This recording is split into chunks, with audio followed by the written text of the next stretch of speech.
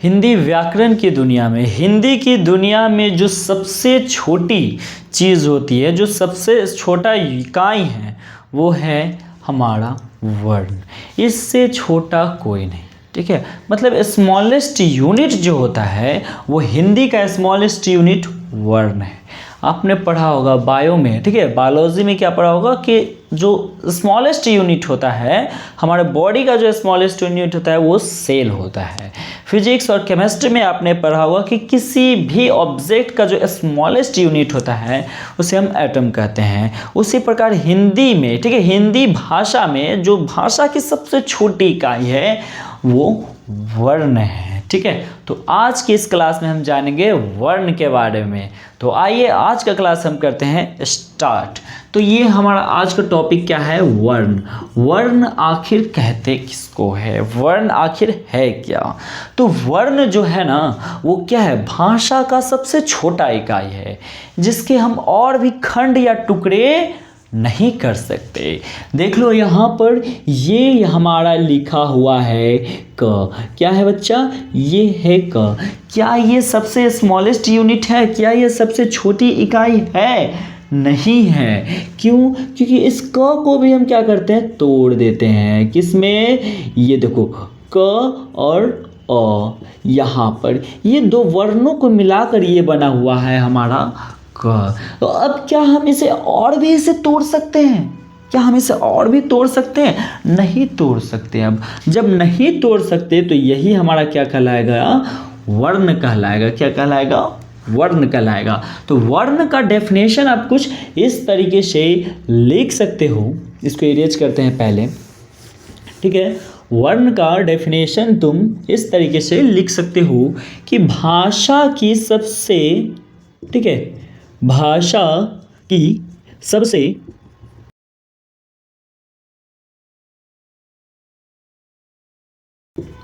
ठीक है बच्चा, देख लो, भाषा की सबसे छोटी से छोटी इकाई जिसके और खंड या टुकड़े हम नहीं कर सकते वर्ण कहलाता है। जैसे में तुम देख सकते हो, जैसे, ठीक है, जैसे में तुम्हारा अ, इसका और टुकड़ा करेंगे तो क्या होगा? कुछ नहीं बनेगा, ये यही रहेगा अ आ। उसके बाद क्या हो जाता तुम्हारा?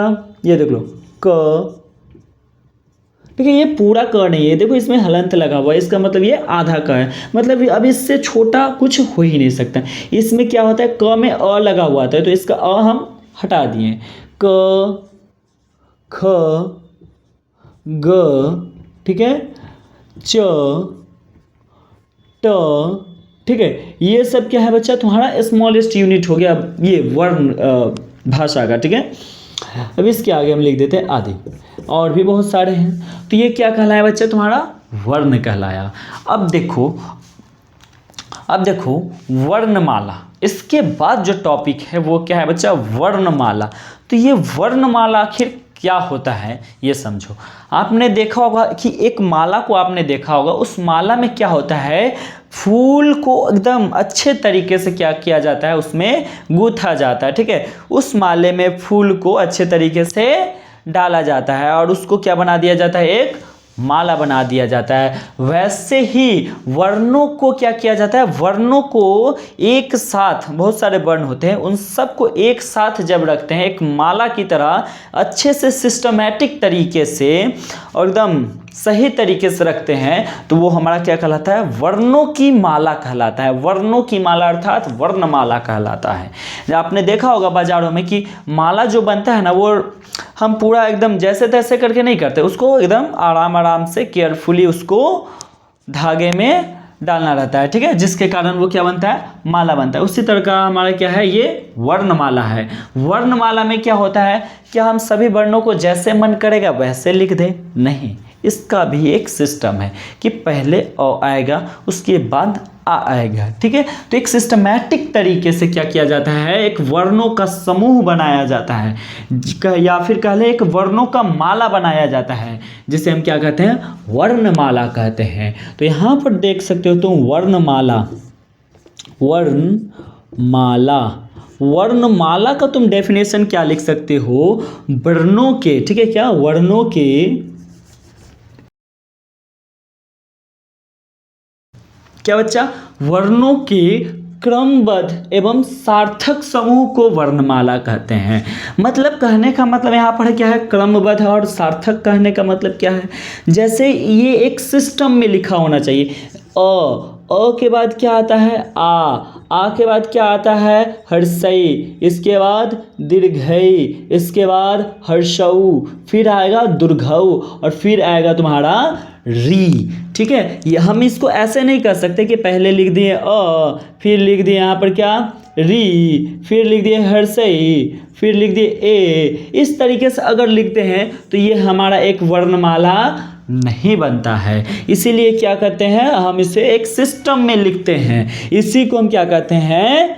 वर्णमाला कहते हैं। मतलब वर्णों के जो समूह होता है ना, ग्रुप ऑफ वर्ण जो होता है, ठीक है, वर्णों के समूह को हम क्या करते हैं? एक सिस्टम में लिखते हैं, एक सिस्टमैटिक तरीके से लिखेंगे तो उसे हम क्या कहेंगे? वर्णमाला कहेंगे। ठीक है, ये हो गया। अब देख लो, जैसे यहाँ पर हिंदी के वर्णमाला में टोटल कितने वर्ण होते हैं? तो हिंदी वर्णमाला में कितने वर्ण होते हैं बच्चा? तो हिंदी वर्णमाला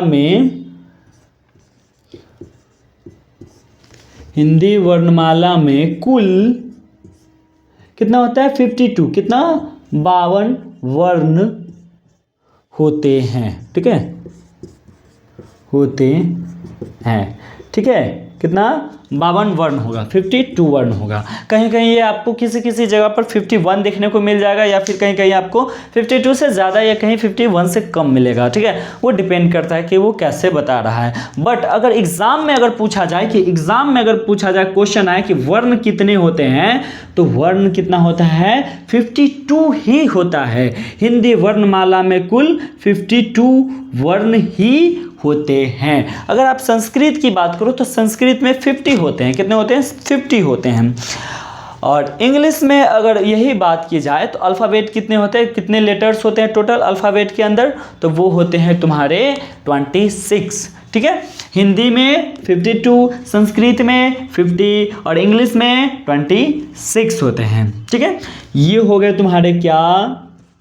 52 वर्ण हो गए हिंदी वर्णमाला के। अब देखो, अब हम यहाँ पर क्या करते हैं? सभी अपने जो वर्णमाला है ना, उसको अभी लिख कर बताते हैं कि स्वर कितना होता है, अयोगवाह कितना होता है, व्यंजन वर्ण क्या है। ठीक है, इन सब चीज़ों के बारे में भी बताते हैं। तो इसको करते हैं अभी इरेज। अब देख सकते हैं यहाँ पर हमने क्या किया? अपने वर्णमाला के टोटल वर्ण को लिख दिया है। अब यहाँ पर देख लो बच्चा, अ से लेकर अ तक, ये जो पूरा है, ये पूरा पार्ट क्या है तुम्हारा? ये पूरा पार्ट तुम्हारा है स्वर वर्ण। इसको क्या कहते हैं? स्वर वर्ण कहते हैं। और इसकी जो संख्या है ना बच्चा, हिंदी में स्वर वर्णों की जो संख्या है, क्या है? स्वर वर्णों की संख्या कितनी है? 11। कितने हैं? 11 स्वर वर्णों की संख्या 11 है। ठीक है, और यहाँ पर देख लो, एक तुम्हारा ये आ जाता है अन और अह। ये ना तो स्वर होते हैं और ना ही व्यंजन होते हैं, बट इनकी भी क्या होती है? अपनी मात्रा होती है। अन और अह ना तो स्वर है और ना ही व्यंजन, पर इसकी भी, ठीक है, इनकी भी क्या होती है? अपनी मात्रा होती है, जिसके कारण इसे स्वरों के बाद लिखा जाता है और इन्हें हम कहते हैं आयोगवाह। क्या कहते हैं? आयोगवाह। ठीक है, ये ना तो स्वर होगा ना व्यंजन, बट इसका क्या होगा? मात्रा होता है, इसलिए इसे आयोगवाह कहते हैं। और ये क्या कहाँ लिखा जाता है? हमारे वर्णों के बाद। ठीक है, वर्णों के बाद इन दोनों को हम लिख देते हैं, काउंट कर लेते हैं। अब यहाँ पर देख लो, क से लेकर तुम्हारा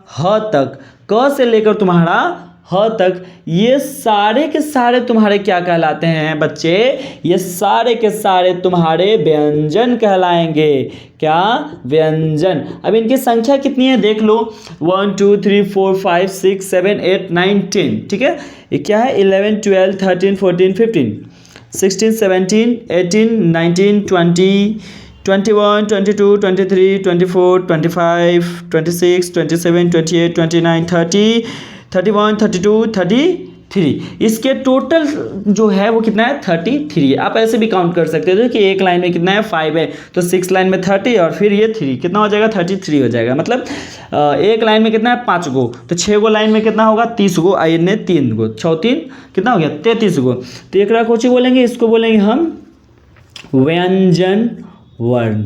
व्यंजन वर्ण इसकी जो संख्या होगी, संख्या इसकी कितनी होती है, तो इसकी संख्या है 33। व्यंजन वर्णों की संख्या कितनी है बच्चे 33।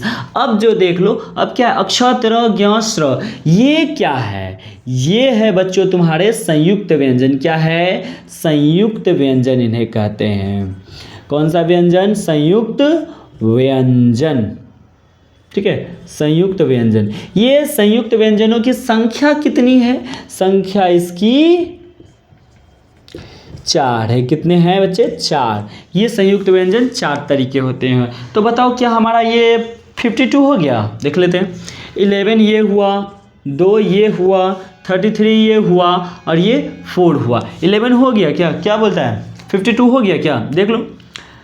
33 2 35 और 4 कितना हो गया 39 और 11 कितना हुआ 50। अभी ये 50 ही हुआ है, 50 ही हुआ है। अभी आओ कमी है 2 गो के, कौन है वो कमी, तो देखो एक और होता है हमारा क्या, अतिरिक्त व्यंजन। क्या होता है, अतिरिक्त व्यंजन। ये अतिरिक्त व्यंजन जो होते हैं वो क्या होते हैं, अलग से हमारे व्यंजन में आ गए हैं, तो इन्हें हम क्या बोलते हैं अतिरिक्त व्यंजन। जो हमारे क्या है, एक ये रहा ड बिंदु र, ठीक है, और एक क्या होता है ढ, ठीक है, ये बिंदु वाला ढ, बिंदु वाला ड, ये क्या है, ये तुम्हारे अतिरिक्त व्यंजन है और इनकी संख्या कितनी है 2।